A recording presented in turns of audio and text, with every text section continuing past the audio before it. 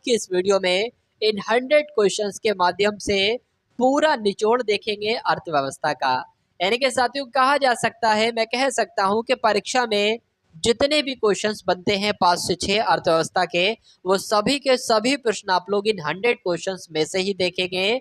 तो ये क्लास, इस क्लास का एक एक प्रश्न आप सभी के लिए बहुत ही खास और बहुत ही महत्वपूर्ण होने वाला है। तो क्लास आपकी शुरू हो चुकी है और पहला प्रश्न आपकी स्क्रीन पर आ चुका है। आपसे पूछा जा रहा है कि भारत में बैंकों का पहली बार राष्ट्रीयकरण कब हुआ था। तो साथियों अगर बात करें 14 वाणिज्यिक बैंकों का राष्ट्रीयकरण कब किया गया था, 1969 में किया गया था। इसलिए इस प्रश्न का सही जवाब आपका जो होगा वो ऑप्शन नंबर सी के साथ जाएगा।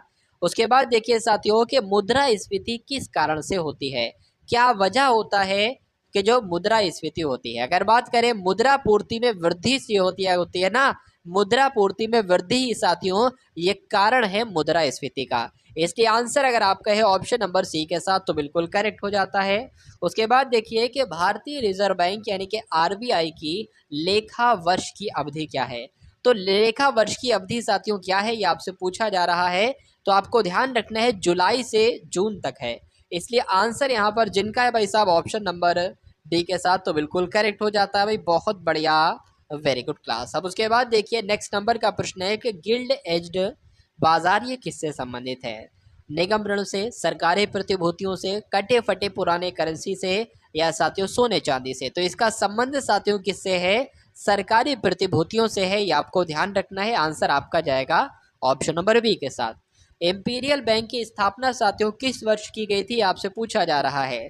तो कब की गई थी, 1921 में की गई थी। किसकी स्थापना साथियों, इंपीरियल बैंक की स्थापना, ये आपको ध्यान रखना है। इसलिए आंसर अगर आपका है ऑप्शन नंबर बी तो बिल्कुल करेक्ट हो जाता भाई, बहुत बढ़िया, वेरी गुड क्लास। चलिए अब उसके बाद देखेंगे साथियों नेक्स्ट नंबर का प्रश्न आपकी स्क्रीन पर है, आपसे पूछा जा रहा है, बताने की कोशिश कीजिए, बताइए।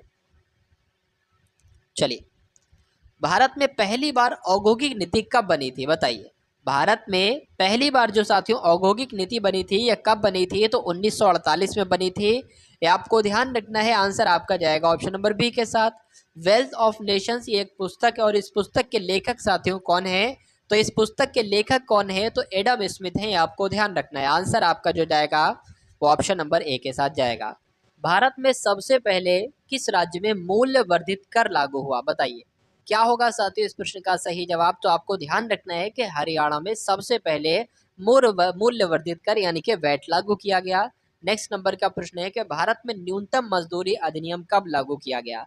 तो भारत में न्यूनतम मजदूरी अधिनियम साथियों कब लागू किया गया, यह प्रश्न आपसे पूछा जा रहा है। तो बताने की कोशिश कीजिए कि इस क्वेश्चन का राइट आंसर आपका साथियों क्या हो सकता है। चलिए तो 1948 इस प्रश्न का बिल्कुल सही जवाब हो जाता है। यानी कि भारत में न्यूनतम मजदूरी अधिनियम कब लागू किया गया, 1948 में किया गया। चेलैया समिति साथियों किससे संबंधित है, कर सुधार से, कृषि में सुधार से, बैंकिंग प्रणाली में सुधार से। तो चेलैया समिति की अगर बात करें तो ये तो कर सुधार से संबंधित है। इसलिए आंसर आपका जाएगा ऑप्शन नंबर ए के साथ। उसके बाद देखिए द्वितीय पंचवर्षीय योजना किस पर आधारित थी, हेरोड डॉमर मॉडल पर, फर्डिनेंड लेप्स मॉडल पर, या महालनोबिस मॉडल पर। तो आपको ध्यान यहाँ पर यह रखना है कि महालनोबिस मॉडल पर साथियों आधारित थी दूसरी पंचवर्षीय योजना। रॉकेट वुमेन ऑफ इंडिया के नाम से किसे जाना जाता है, तो रितु करिधर को जाना जाता है, आपको ध्यान रखना है। उसके बाद देखिए साथियों अगला प्रश्न है कि भारत में वित्त आयोग के गठन का प्रावधान संविधान के कौन से अनुच्छेद में किया गया है। तो कौन से अनुच्छेद में किया गया है, अनुच्छेद नंबर आपको ध्यान रखना है, अनुच्छेद 280 इस प्रश्न का बिल्कुल सही जवाब है। यानी कि भारत में वित्त आयोग के गठन का प्रावधान संविधान के किस अनुच्छेद में किया गया है, तो साथियों अनुच्छेद 280 में किया गया है। उसके बाद देखिए कि विश्व व्यापार संगठन यानी कि WTO वर्ल्ड ट्रेड ऑर्गेनाइजेशन की अगर बात करें तो साथियों इसकी स्थापना कब हुई थी, बताइए। तो इसकी स्थापना साथियों कब हुई थी, 1995 में इसकी स्थापना हुई थी, आपको ध्यान रखना है। उसके बाद देखिए कि भारत में किसने आमदनी पर कर की शुरुआत की थी। अच्छा क्वेश्चन है साथियों और परीक्षा में ये प्रश्न आपसे पूछा जा सकता है। तो इस क्वेश्चन का राइट आंसर साथियों आपका क्या हो सकता है, बताने की कोशिश कीजिए, बताइए। तो आपको ध्यान रखना है कि जेम्स विल्सन का नाम आपको ध्यान रखना है। क्यों ध्यान रखना है, क्योंकि भारत में इन्होंने ही आमदनी पर कर की शुरुआत की थी। चलिए उसके बाद देखिए कि भारत के संविधान में बजट को क्या कहा जाता है। तो भारतीय संविधान में बजट को क्या कहा जाता है? वार्षिक बजट स्टेटमेंट कहा जाता है। इसलिए आंसर आपका जो जाएगा वो ऑप्शन नंबर ए के साथ जाएगा। भारतीय सब्जी शोध संस्थान साथियों ये कहाँ पर स्थित है? तो ये कहाँ पर स्थित है? ये तो वाराणसी में स्थित है। इसलिए सही उत्तर आपका जो जाएगा वो ऑप्शन नंबर ए के साथ जाएगा। एगमार्क एक्ट भारत में कब लागू किया गया? यह परीक्षा में साथियों प्रश्न आपसे पूछा भी जा चुका है और आने वाले समय में साथियों प्रश्न आपसे पूछा भी जाएगा कि एगमार्क एक्ट भारत में कब लागू किया गया। तो 1937 में साथियों ये लागू किया गया था। ये आपको ध्यान रखना है। आंसर अगर आपका है ऑप्शन नंबर ए के साथ तो बिल्कुल करेक्ट है। उसके बाद देखिए कि भारत में प्रथम कृषि विश्वविद्यालय की स्थापना कहाँ हुई थी? तो भारत में पहले कृषि विश्वविद्यालय की स्थापना साथियों कहाँ पर हुई थी? पंतनगर में हुई थी। आप लोग ध्यान रखेंगे। आंसर अगर आपका भी है यहाँ पर ऑप्शन नंबर सी के साथ तो बिल्कुल करेक्ट भाई, बहुत बढ़िया, वेरी गुड क्लास। उसके बाद देखिए तातीपाका तेल शोधखाना किस राज्य में स्थित है? उत्तर प्रदेश में, आंध्र प्रदेश में, असम में या साथियों कर्नाटक में? तो कहाँ पर स्थित है? आंध्र प्रदेश में स्थित है। इसलिए आंसर आपका जो जाएगा वो ऑप्शन नंबर बी के साथ जाएगा। उसके बाद देखिए साथियों के भारत के किस राज्य को चीनी का कटोरा कहा जाता है? उत्तर प्रदेश को, छत्तीसगढ़ को, बिहार को या साथियों पंजाब को? बताइए।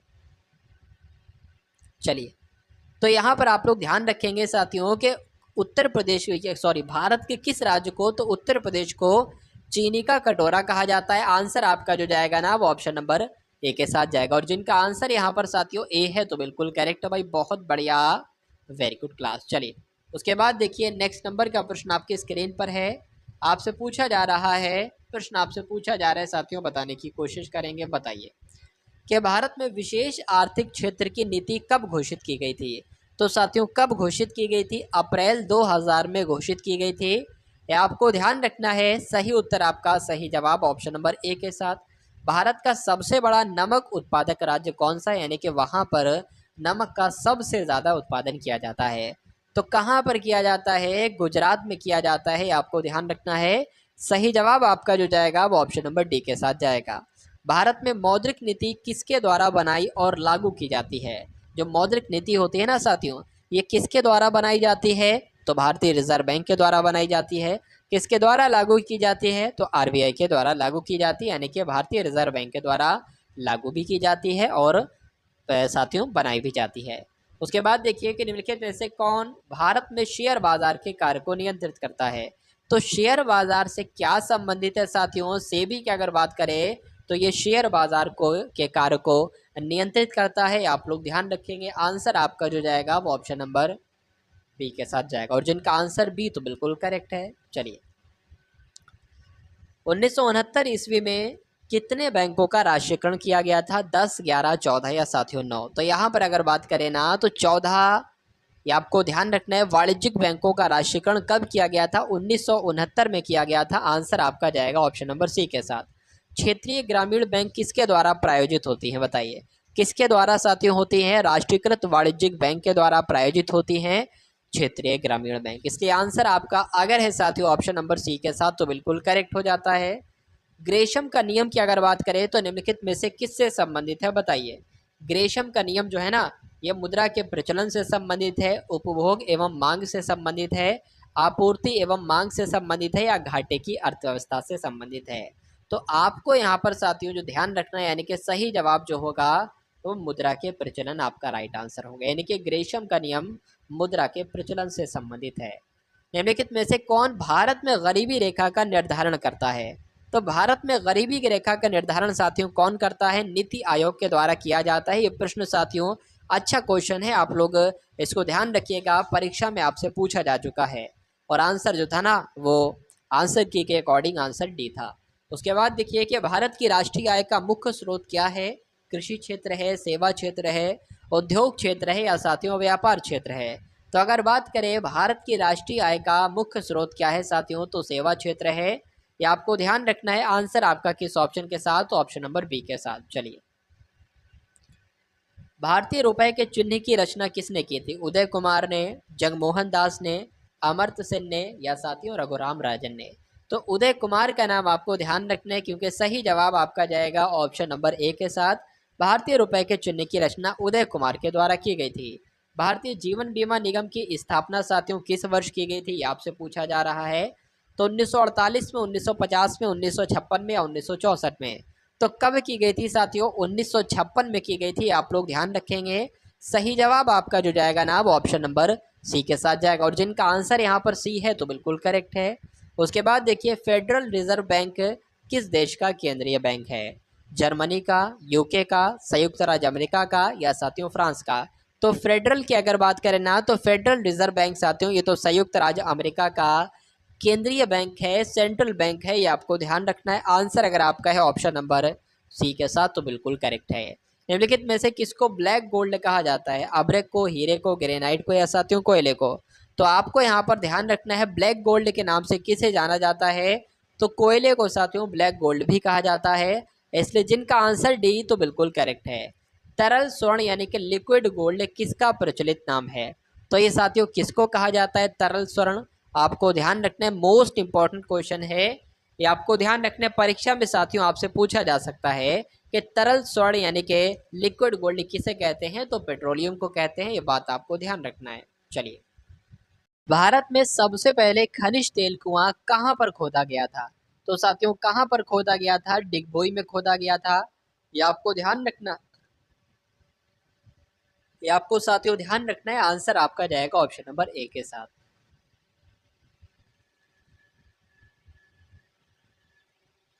उसके बाद देखिए साथियों कि भारत का सबसे बड़ा उद्योग कौन सा है? विद्युत उद्योग है, कपड़ा उद्योग है, बैंकिंग उद्योग है या साथियों खनन उद्योग है? तो अगर बात करें भारत का सबसे बड़ा उद्योग कौन सा है, तो ये तो साथियों कपड़ा उद्योग है। इसलिए सही उत्तर आपका जो जाएगा वो ऑप्शन नंबर बी के साथ जाएगा। किसान क्रेडिट कार्ड योजना किस वर्ष शुरू की गई थी? 2000 में, 1998 में, 1996 में या साथियों 1991 में? तो आपको साथियों यहाँ पर ध्यान ये रखना है कि 1998 में क्या किसान क्रेडिट कार्ड योजना शुरू की गई थी। इसलिए सही जवाब आपका जो जाएगा वो ऑप्शन नंबर बी के साथ जाएगा, और जिनका आंसर यहाँ पर बी है तो बिल्कुल करेक्ट है। बॉम्बे स्टॉक एक्सचेंज की अगर बात करें तो इसकी स्थापना साथियों कब की गई थी? 1855 में, 1861 में, 1875 में या साथियों 1885 में? तो यहाँ पर अगर बात करें ना, आपको ध्यान ये रखना है 1875 में साथियों बॉम्बे स्टॉक एक्सचेंज की स्थापना की गई थी। इस प्रकार जिनका आंसर यहाँ पर है ऑप्शन नंबर सी के साथ तो बिल्कुल करेक्ट है। उसके बाद देखिए, इनसाइड ट्रेडिंग किससे संबंधित है, आपसे पूछा जा रहा है। सार्वजनिक व्यय से, करारोपण से, शेयर बाजार से या हवाला से? तो किससे संबंधित है इनसाइड ट्रेडिंग साथियों? शेयर बाजार से संबंधित है। सही जवाब आपका ऑप्शन नंबर सी के साथ। कि आधुनिक अर्थशास्त्र का जनक साथियों किसे कहा जाता है? तो किसे कहा जाता है आप सभी लोग जानते हैं, एडम स्मिथ साथियों इस प्रश्न का बिल्कुल सही उत्तर है। यानी कि आधुनिक अर्थशास्त्र का जनक किसे कहा जाता है? तो एडम स्मिथ को कहा जाता है। तो उसके बाद देखिए, इनमें से कौन सा सामग्री आवश्यकता योजना का एक आउटपुट है? तो यहाँ पर अगर बात करें साथियों इस प्रश्न का सही जवाब क्या होगा? देखिए यहाँ पर आप लोग ध्यान रखेंगे, जो नियोजित आदेश अनुसूची है ना, जो नियोजित आदेश अनुसूची है, ये साथियों आवश्यक सामग्री योजना का एक आउटपुट है, ये आप लोग ध्यान रखेंगे। उसके बाद देखिए, नेक्स्ट नंबर का प्रश्न है कि किसी वस्तु या सेवा के मूल्य पर सरकार द्वारा लगाई गई ऊपरी सीमा को क्या कहा जाता है? तो साथियों क्या कहा जाता है? अंतिम सीमा मूल्य कहा जाता है, ये बात आपको ध्यान रखना है। इकोनॉमिक साथियों में प्रश्न ऐसे पूछे जाते हैं और कई बार पूछे भी जा चुके हैं। ये क्वेश्चन जो मैं आपको करा रहा हूँ, ये साथियों परीक्षा में कुछ ऐसे क्वेश्चन हैं जो परीक्षा में आ चुके हैं, और कुछ ऐसे क्वेश्चंस हैं जो परीक्षा में आने की पूरी पूरी संभावना है। उसके बाद देखिए, भारतीय अर्थव्यवस्था के संदर्भ में निम्नलिखित में से कौन सा माध्यमिक क्षेत्र के अंतर्गत आता है? तो कौन सा साथियों माध्यमिक क्षेत्र के अंतर्गत आता है, आपसे पूछा जा रहा है। तो उद्योग की अगर बात करें तो साथियों माध्यमिक क्षेत्र के अंतर्गत आता है। इसलिए जिनका आंसर यहाँ पर है ऑप्शन नंबर बी के साथ तो बिल्कुल करेक्ट है। उसके बाद देखिए कि इनमें से कौन सा नाम आर्थिक सिद्धांत से संबंधित नहीं है? तो कौन सा साथियों नाम आर्थिक सिद्धांत से संबंधित नहीं है? थॉमस रॉबर्ट माल्सन तो है, डेविड रिकार्डो भी है, मेनार्ड कीस भी है, लेकिन नील्स हेनरिस डेविड बोर नहीं है। अब नहीं है साथियों, तो यही आपके प्रश्न का बिल्कुल सही उत्तर हो जाता भाई। बहुत बढ़िया, वेरी गुड क्लास। ये एक अगर बात करें तो ये साथियों भौतिकी के वैज्ञानिक थे, कहाँ के? डेनमार्क के। चलिए, वह व्यक्ति जो एक साझेदारी फर्म को केवल अपना नाम देता है उसे क्या कहा जाता है? बताइए भाई, उसे क्या कहा जाता है? Sleeping partner, nominal partner, active partner या साथियों पार्टनर इन प्रॉफिट्स ओनली। चलिए, तो उसे क्या कहा जाता है? नॉमिनल पार्टनर कहा जाता है। आंसर आपका जाएगा ऑप्शन नंबर बी के साथ। उसके बाद देखिए, कुल स्थिर लागत और कुल परिवर्तनीय लागत के योग को किस नाम से जाना जाता है? तो किस नाम से जाना जाता है साथियों? इसको क्या कहा जाता है? कुल लागत कहा जाता है। ये बात आपको ध्यान रखना है, यानी कि कुल स्थिर लागत और कुल परिवर्तनीय लागत के योग को जाना जाता है कुल लागत के रूप में। उसके बाद देखिए, उत्पादन की प्रति यूनिट कुल लागत के औसत नाम से जानी जाती है, या औसत स्थिर लागत के नाम से जानी जाती है, या औसत लागत के नाम से, या औसत परिवर्तनीय नाम के बताइए लागत के नाम से। चलिए, तो यहाँ पर अगर बात करते हैं, आंसर आपका जो जाएगा वो औसत लागत के साथ जाएगा। आपको ध्यान रखना है कि उत्पादन की प्रति यूनिट कुल लागत के औसत लागत नाम से जानी जाती है। उसके बाद देखिए, सरकारी एजेंसी यानी कि एनडीसी की फुल फॉर्म आपसे पूछी जा रही है। तो फुल फॉर्म साथियों इसकी क्या होगी, आपसे पूछा जा रहा है, बताइए। चलिए, तो नेशनल डेवलपमेंट काउंसिल हो जाएगी, नेशनल डेवलपमेंट काउंसिल हो जाएगी। ये बात आपको ध्यान रखना है। यानी कि साथियों, राष्ट्रीय विकास परिषद हो जाएगी। और राष्ट्रीय विकास परिषद की स्थापना कब हुई थी? 6 अगस्त 1952 को हुई थी। चलिए, भारत में प्रवाही योजनाएं लागू किए जाने के समय भारत के प्रधानमंत्री कौन थे, बताइए भाई। तो उस समय साथियों प्रधानमंत्री कौन थे, आपसे पूछा जा रहा है। प्रवाही योजना यानी कि रोलिंग प्लान्स भी हम लोग इसको कह सकते हैं। तो उस समय तो साथियों मोरारजी देसाई प्रधानमंत्री थे। इसलिए आंसर आपका किस ऑप्शन के साथ जाएगा? तो ऑप्शन नंबर डी के साथ जाएगा। नेक्स्ट नंबर का प्रश्न देखिए कि अर्थशास्त्र में एनडीपी की फुल फॉर्म क्या है साथियों, बताइए। तो एनडीपी की फुल फॉर्म साथियों क्या हो जाएगी? नेट डोमेस्टिक प्रोडक्ट हो जाएगी। और ये कहाँ पर लिखी हुई है? तो ऑप्शन नंबर बी में लिखी हुई है, जिनका आंसर यहाँ पर बी है तो बिल्कुल करेक्ट है। कौन सा सरकारी संगठन भारतीय प्रतिभूति बाजार में सक्रिय सभी निवेशकों का प्रमुख नियामक होता है? चलिए, तो किसकी साथियों बात चल रही है? आपको ध्यान रखना है, सेबी की बात चल रही है। इसलिए सही उत्तर अगर आपका है ऑप्शन नंबर सी के साथ तो बिल्कुल सही है। बैंक दर के बारे में आपसे पूछा जा रहा है साथियों, ये क्या है? चलिए, तो बैंक दर की अगर बात करें तो गैर अनुसूचित बैंक द्वारा व्यक्तियों को दिए गए अपने ऋणों पर लगाई जाने वाली ब्याज दर तो नहीं। उसके बाद निजी क्षेत्र के बैंक द्वारा वाणिज्यिक बैंक के दिए गए अपने ऋणों पर लगाई जाने वाली ब्याज दर नहीं। अनुसूचित अनुसूचित वाणिज्यिक बैंक द्वारा निजी क्षेत्र के बैंकों को दिए गए अपने ऋणों पर लगाई जाने वाली ब्याज दर तो नहीं। केंद्रीय बैंक द्वारा वाणिज्यिक बैंक को दिए गए अपने ऋणों पर लगाई जाने वाली ब्याज दर, तो ये साथियों बिल्कुल सही हो जाएगा।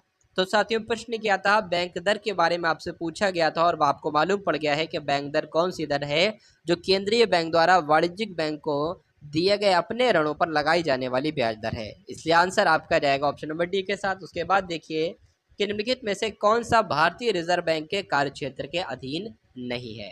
तो अगर बात करें साथियों जनता के लिए बैंकर के रूप, देखिए बैंकों के बैंकर, बैंकों का बैंकर है, बैंकों के बैंक के रूप में कार्य करता है, लेकिन जनता के लिए बैंकर नहीं है। इसलिए आंसर आपका जो जाएगा वो ऑप्शन नंबर ए हो जाएगा। उसके बाद देखिए सरकार के लिए बैंकर है, बिल्कुल सही। अंतिम विकल्प के रूप में ऋणदाता है, बिल्कुल सही। मुद्रा जारी करने वाला बैंक है, बिल्कुल सही। यानी कि जो पूछा गया है कौन सा कार्य क्षेत्र के अधीन नहीं है, तो ऑप्शन नंबर ए वाला नहीं है। नहीं है तो यही आपके प्रश्न का बिल्कुल सही जवाब है। उसके बाद देखिए साथियों के भारतीय रिजर्व बैंक के गवर्नर का कार्यालय कहाँ पर स्थित है, बताइए। चलिए, तो भारतीय रिजर्व बैंक के गवर्नर का कार्यालय साथियों कहाँ पर है? तो मुंबई में है, ये आपको ध्यान रखना है। इसलिए सही उत्तर आपका जो जाएगा वो ऑप्शन नंबर ए के साथ जाएगा, और जिनका आंसर यहाँ पर ए है तो बिल्कुल करेक्ट है। उसके बाद देखिए भारतीय स्टेट बैंक की स्थापना साथियों जो हुई थी ना, वो कब हुई थी आपसे पूछा जा रहा है। तो अगर बात करें भारतीय स्टेट बैंक की स्थापना कब हुई थी, तो 1806 में हुई थी। बात आपको ध्यान रखना है। इसलिए आंसर आपका किस ऑप्शन के साथ जाएगा? तो ऑप्शन नंबर डी के साथ जाएगा। नेक्स्ट नंबर का प्रश्न है कि bank of Madras, bank of Calcutta, bank of Bombay का विलय करके किस बैंक का गठन किया गया? तो इन तीनों बैंकों का गठन करके साथियों किस बैंक का गठन किया गया? तो इंपीरियल बैंक ऑफ इंडिया का गठन किया गया। ये बात आपको ध्यान रखना है। आंसर यहाँ पर जिनका भी है ऑप्शन नंबर सी के साथ तो बिल्कुल करेक्ट है। उसके बाद देखिए 1955 में कौन से बैंक का नाम बदलकर स्टेट बैंक ऑफ इंडिया नाम रखा गया था? क्या साथियों पूछा जा रहा है? अच्छा क्वेश्चन है, बताने की कोशिश करेंगे आप सभी लोग। तो अभी आपने देखा कि bank of Madras, bank of Calcutta, bank of Bombay का विलय करके एक बैंक का गठन किया गया जिसका नाम था इंपीरियल बैंक ऑफ इंडिया। और इसी इंपीरियल बैंक ऑफ इंडिया का नाम बदलकर 1955 में स्टेट बैंक ऑफ कर दिया गया। इसलिए आंसर आपका जो जाएगा वो ऑप्शन नंबर डी के साथ जाएगा, और जिनका आंसर यहाँ पर डी है तो बिल्कुल करेक्ट भाई, बहुत बढ़िया, वेरी गुड क्लास। चलिए, निम्नलिखित में से कौन सा भारतीय रिजर्व बैंक की मौद्रिक नीति का एक अंग नहीं है? क्या आपसे साथियों पूछा जा रहा है? अच्छा प्रश्न आपकी स्क्रीन पर है कि निम्नलिखित में से कौन सा भारतीय रिजर्व बैंक की मौद्रिक नीति का एक अंग नहीं है, बताने की कोशिश की। देखिए, CRR है, SLR भी है और बैंक दर भी है, लेकिन GST नहीं है। अब नहीं है साथियों, तो यही आपके प्रश्न का बिल्कुल सही उत्तर हो जाता है। उसके बाद देखिए कि निम्नलिखित में से कौन सा भारत का सबसे बड़ा वाणिज्यिक बैंक है, बताइए। तो भारत का सबसे बड़ा वाणिज्यिक बैंक साथियों कौन सा है? स्टेट बैंक ऑफ इंडिया है। ये आपको ध्यान रखना है। सही उत्तर आपका जाएगा ऑप्शन नंबर डी के साथ। GST की फुल फॉर्म आपसे यहाँ पर साथियों पूछी जा रही है। देखिए, GST की फुल फॉर्म की अगर बात करें ना, तो गुड्स एंड सर्विसेज टैक्स हो जाएगी, यानी कि वस्तु एवं सेवा कर हो जाएगी। और ऐसा कहाँ पर लिखा हुआ है? तो ऑप्शन नंबर ए में लिखा हुआ। अगर बात करें सबसे पहले GST कहाँ पर लागू की गई थी, तो 1954 में फ्रांस में लागू की गई थी। और भारत में कब लागू की गई साथियों? 1 जुलाई 2017 से लागू की गई, ये भी आपको ध्यान रखना है। उसके बाद देखिए, नेक्स्ट नंबर का प्रश्न आपकी स्क्रीन पर है कि भारत में GST के लिए उच्चतम प्रतिशत स्लैब क्या है, बताइए। चलिए, तो उच्चतम जो है ना साथियों, वो 28% है। आपको ध्यान रखना है। सही उत्तर आपका जाएगा ऑप्शन नंबर डी के साथ। भारत में वस्तु एवं सेवा कर यानी कि GST की शुरुआत कब की गई? तो साथियों अभी मैंने आपको बताया था 1 जुलाई 2017 को इसकी शुरुआत की गई थी। ये आपको ध्यान रखना है। आंसर आपका जाएगा ऑप्शन नंबर ए के साथ। और जिनका आंसर यहाँ पर ए है तो बिल्कुल करेक्ट है। प्रथम बार सेवा कर भारत में किस वर्ष लागू किया गया? तो पहली बार भारत में सेवा कर साथियों ये भारत में किस वर्ष लागू किया गया, ये आपसे पूछा जा रहा है, बताइए। चलिए, तो 1994 में किया गया, ये बात आपको ध्यान रखना है। आंसर आपका जो जाएगा वो ऑप्शन नंबर डी के साथ जाएगा। नेक्स्ट नंबर का प्रश्न आपकी स्क्रीन पर है साथियों। यहाँ पर मैं आपको बता देना चाहता हूँ कि जो भी साथियों अर्थव्यवस्था से संबंधित जितने भी टॉपिक हैं, उन सभी टॉपिक्स को साथियों इन 100 क्वेश्चंस में कवर कर दिया जाएगा। तो अगर आपने सफ़र तय कर लिया है यहाँ तक का, तो मैं पूरी उम्मीद करूँगा कि 100 क्वेश्चंस तक का भी आप लोग अपना सफ़र तय करेंगे और अपनी कम संपूर्ण अर्थव्यवस्था का रिवीजन करेंगे, संपूर्ण अर्थव्यवस्था को तैयार करेंगे। उसके बाद देखिए, GST फ्रेमवर्क के संदर्भ में SGST का रूप क्या है? तो SGST की से अगर बात करें ना, तो फुल फॉर्म साथियों क्या होती है? State goods and service tax होती है। ये बात आपको ध्यान रखना है। चलिए, देखिए, एक होता है CGST, ये केंद्र के लिए। SGST होती है साथियों, ये राज्य के लिए होती है। और IGST होती है, अंतर्राष्ट्रीय सेल पर होती है, अंतर्राष्ट्रीय टाइप का होता है, ठीक है, इंटरनेशनल टाइप का। उसके बाद देखिए, भारत में प्रथम जनगणना का आयोजन कब किया गया, बताइए।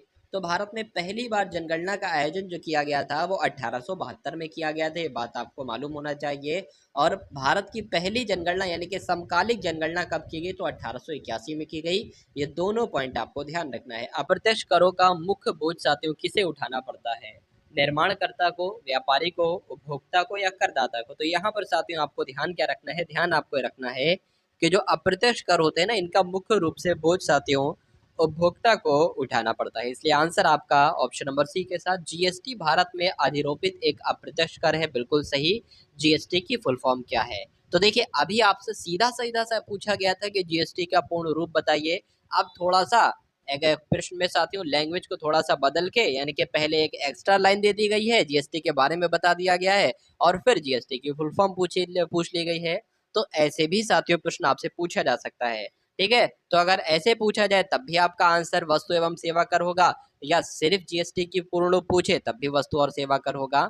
उसके बाद देखिए साथियों, कराधान के निम्नलिखित सिद्धांतों में से कौन सा सिद्धांत भुगतान करने की क्षमता के रूप में भी जाना जाता है?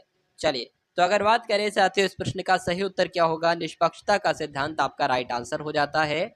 नेक्स्ट नंबर का प्रश्न देखिए, GST लागू करने वाला पहला देश साथियों कौन सा था, बताइए।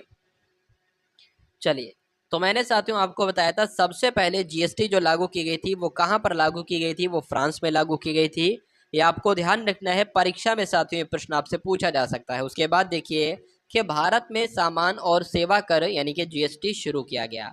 तो साथियों अलग अलग तरीके से आपसे पूछा जा सकता है, ये बात आपको ध्यान रखना है। तो भारत में सामान और सेवा कर यानी कि GST कब लागू किया गया? तो आपको ध्यान रखना है साथियों 1 जुलाई 2017 को लागू किया गया। इसलिए आंसर आपका किस ऑप्शन के साथ? तो ऑप्शन नंबर बी के साथ। उसके बाद देखिए कि जनगणना 2011 के अनुसार भारत का लिंग अनुपात यानी कि प्रति 1000 पुरुषों पर महिलाओं की संख्या कितनी थी बताइए। 1000 पुरुषों पर साथियों महिलाओं की संख्या कितनी थी? 2011 की जनगणना के अनुसार साथियों 940 थी। ये बात आपको ध्यान रखना है।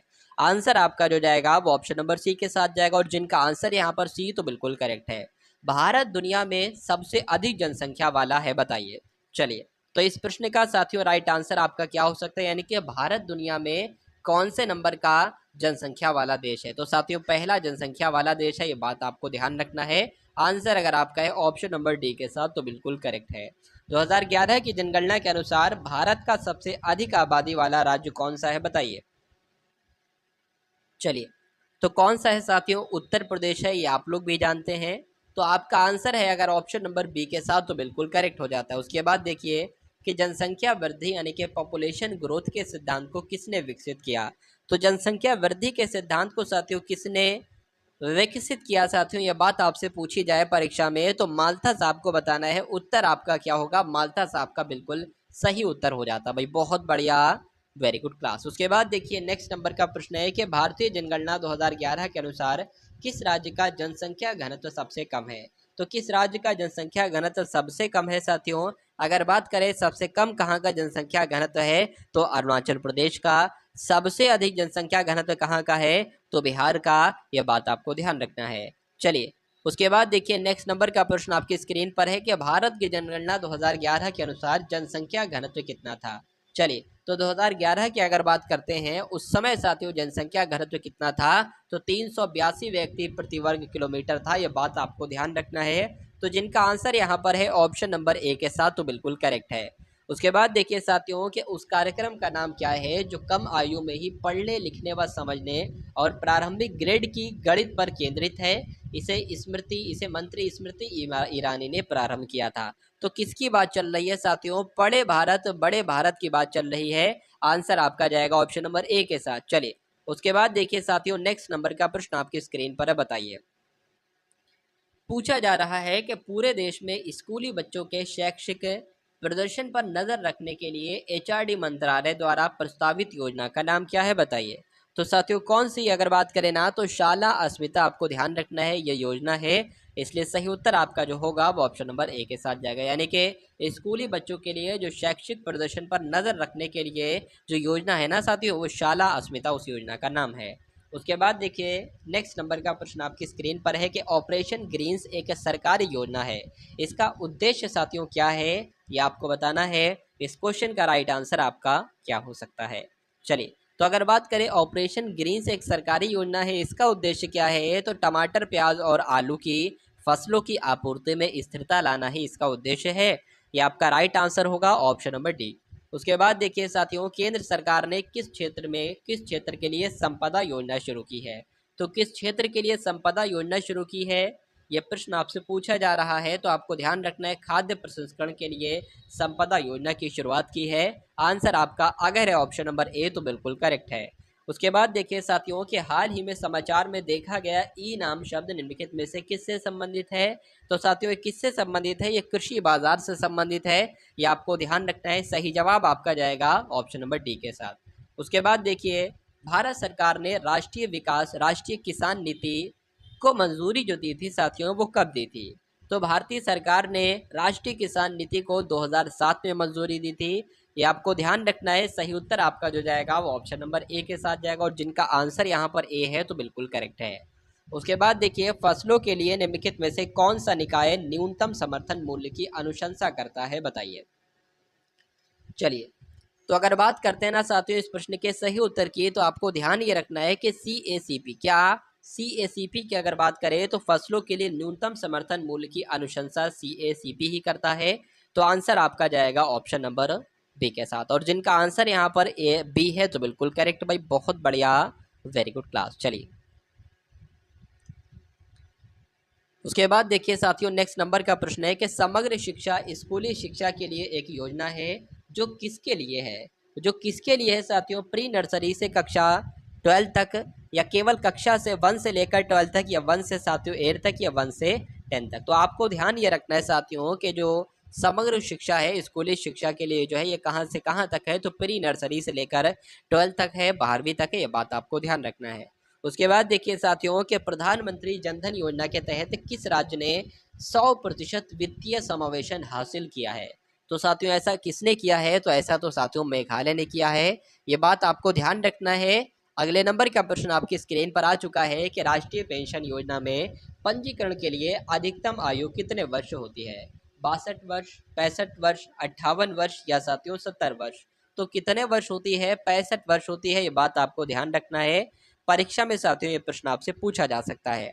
उसके बाद देखिए नेक्स्ट नंबर का प्रश्न है कि राष्ट्रीय सामाजिक सहायता कार्यक्रम 15 अगस्त को तो शुरू किया गया, लेकिन किस वर्ष शुरू किया गया ये आपसे पूछा जा रहा है। तो कब शुरू किया गया साथियों? राष्ट्रीय सामाजिक सहायता कार्यक्रम 15 अगस्त 1995 को शुरू किया गया। ये बात आपको ध्यान रखना है। आंसर आपका जो जाएगा वो ऑप्शन नंबर ए के साथ जाएगा।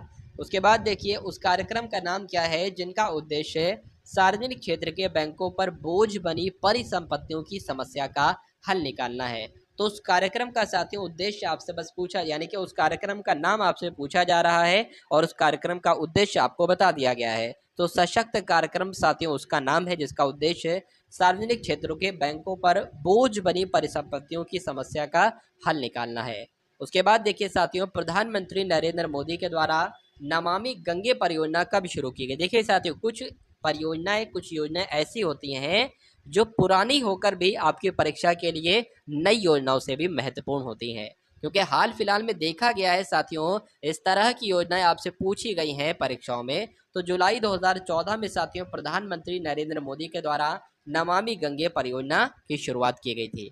उसके बाद देखिए साथियों कि किस योजना को 2002 में सभी गाँव में पेयजल आपूर्ति सुनिश्चित करने के लिए शुरू किया गया था? तो किस योजना को शुरू किया गया था साथियों? स्वजल धारा योजना को शुरू किया गया था कब? 2002 में, और सभी गांव में पेयजल आपूर्ति सुनिश्चित करने के लिए इसको शुरू किया गया था। उसके बाद देखिए कि आयुष्मान भारत योजना के बारे में इनमें से कौन सा कथन सही नहीं है, बताइए। देखिए आयुष्मान भारत का एक राष्ट्रीय स्वास्थ्य सुरक्षा योजना है, ये बात तो बिल्कुल सही है। वरिष्ठ नागरिक स्वास्थ्य बीमा योजना को इस योजना के तहत शामिल नहीं किया गया है। तो क्या वरिष्ठ नागरिकों को नहीं किया गया है? बिल्कुल किया गया है, इसलिए गलत लग रहा है मुझे। इस योजना के तहत प्रति परिवार 5 लाख वार्षिक कवरेज का निर्धारण लाभ प्राप्त होगा, बिल्कुल सही। राष्ट्रीय स्वास्थ्य बीमा योजना को आयुष्मान भारत योजना में शामिल कर दिया गया है, ये बात बिल्कुल सही है। यानी कि साथियों आयुष्मान भारत योजना के विषय में कौन सा कथन सही नहीं है? तो ऑप्शन नंबर बी वाला नहीं है। अब नहीं है तो यही तो आपका राइट आंसर है। उसके बाद देखिए कि स्वच्छ और खुले में शौच मुक्त भारत बनाने के लिए भारत सरकार द्वारा शुरू की गई योजना का नाम क्या था? तो साथियों कौन सी योजना शुरू की गई थी? स्वच्छ भारत अभियान शुरू की गई थी। ये बात आपको ध्यान रखना है। आंसर आपका जो जाएगा वो ऑप्शन नंबर बी के साथ जाएगा। मिशन इंद्रधनुष भारत सरकार की योजना निम्नलिखित में से किस योजना से संबंधित है? चलिए तो क्या होगा साथियों इस प्रश्न का बिल्कुल सही जवाब आपको ध्यान रखना है। यहाँ पर आंसर आपका जाएगा ऑप्शन नंबर बी के साथ, यानी कि मिशन इंद्रधनुष जो है ना ये भारत सरकार की स्वस्थ योजना, ठीक है, स्वस्थ योजना से संबंधित है। तो जिनका आंसर यहाँ पर है ऑप्शन नंबर बी के साथ तो बिल्कुल करेक्ट हो जाता है भाई, बहुत बढ़िया, वेरी गुड क्लास। हमारे देश में वन महोत्सव दिवस साथियों कब मनाया जाता है? तो कब मनाया जाता है? 1 जुलाई को साथियों वन महोत्सव दिवस मनाया जाता है, ये बात आपको ध्यान रखना है। उसके बाद देखिए एकल महिला पेंशन योजना शुरू करने वाला पहला भारतीय राज्य कौन सा था, बताइए। चलिए तो इस क्वेश्चन का साथियों राइट आंसर आपका क्या हो सकता है? तो आपको ध्यान रखना है तेलंगाना इस प्रश्न का बिल्कुल सही जवाब हो जाएगा, यानी कि एकल महिला पेंशन योजना शुरू करने वाला पहला भारतीय राज्य तेलंगाना था। उसके बाद देखिए नेक्स्ट नंबर का प्रश्न है कि NRDWP का फुल फॉर्म आपसे पूछी जा रही है। तो इसकी साथियों फुल फॉर्म क्या होगी आपसे पूछा जा रहा है, आपको ध्यान रखना है national rural drinking water programme इस प्रश्न का बिल्कुल सही जवाब है। उसके बाद देखिए उस योजना का नाम आपसे पूछा जा रहा है जिसका लक्ष्य घरेलू उपभोक्ताओं को सब्सिडी युक्त दरों पर LED बल्ब प्रदान करना है, बताइए। चलिए तो उजाला योजना साथियों इस प्रश्न का बिल्कुल सही जवाब है। तो जिनका आंसर यहाँ पर है ऑप्शन नंबर बी के साथ तो बिल्कुल करेक्ट है। उसके बाद देखिए अंतर्राष्ट्रीय मुद्रा लेन देन के संदर्भ में IMF की फुल फॉर्म आपसे पूछी जा रही है। तो IMF की फुल फॉर्म क्या हो जाएगी साथियों? इंटरनेशनल मॉनिटरिंग फंड हो जाएगी। और IMF की स्थापना कब हुई थी? तो 1945 में हुई थी। हिंदी में इसे क्या कहेंगे? अंतर्राष्ट्रीय मुद्रा कोष कहेंगे। आंसर आपका जाएगा ऑप्शन नंबर बी के साथ, और जिनका आंसर यहाँ पर बी है तो बिल्कुल करेक्ट है भाई, बहुत बढ़िया,